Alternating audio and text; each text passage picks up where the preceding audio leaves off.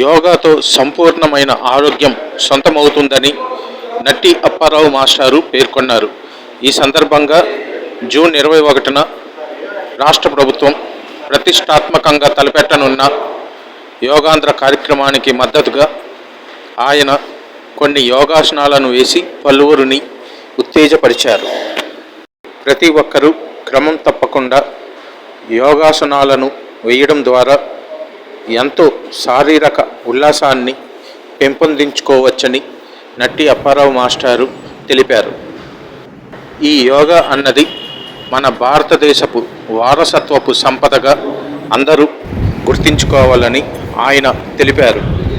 ఈ యోగా క్రియల ద్వారా ఎన్నో రకాల అనారోగ్య సమస్యలను సులభంగా పారద్రోలడానికి ఎంతో ఉపయోగకరంగా ఉంటుందని, చక్కటి ఆరోగ్యాన్ని పెంపొందించుకోవచ్చని నట్టి అప్పారావు మాస్టారు తెలిపారు.